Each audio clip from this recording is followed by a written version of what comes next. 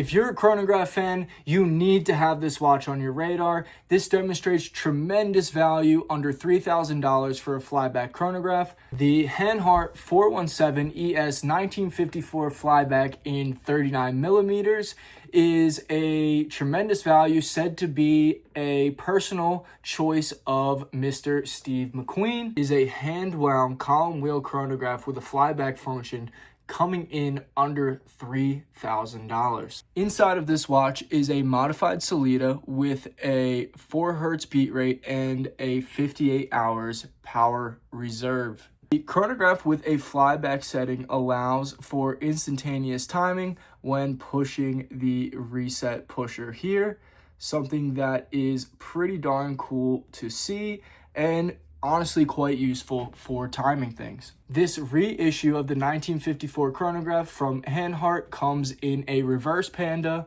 and all black dial configuration in both 39 and 42 millimeters.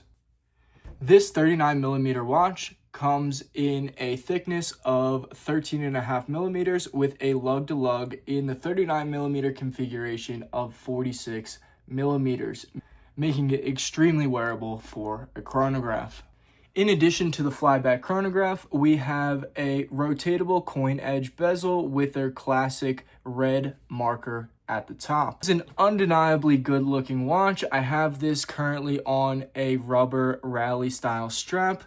Fits with a bunch of different straps. It comes with a leather strap with a removable bund attachment. After having this watch for a couple months, it is undeniably cool, but not without some drawbacks. Small details that leave me slightly disappointed with this model would be, first and foremost, the lume. For a chronograph, it's not something that is hugely important, but I do find that no matter how long or strong I charge this watch, it seems to die out rather quickly. Another drawback for me would be the size of this crown.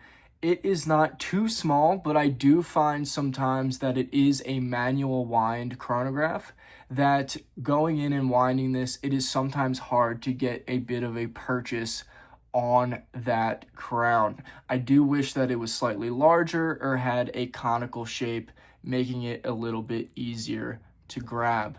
It is something that is not a huge deal day to day, but if you're going to be winding this up from zero, if you have other watches in your rotation, it's definitely something to consider. In addition, the subdial on the right hand side here is a 30-minute counter. I do wish that this was longer to make it a little more useful. I do find that it really is not as useful as, say, a dive watch when it comes to timing things outside of cooking or things of short duration, but it does remain with the original Type 20 style that Hanhart developed in 1954. Overall, this watch represents a tremendous amount of value with spectacular German design. I absolutely love the legibility and numerals on here. The contrast is fantastic.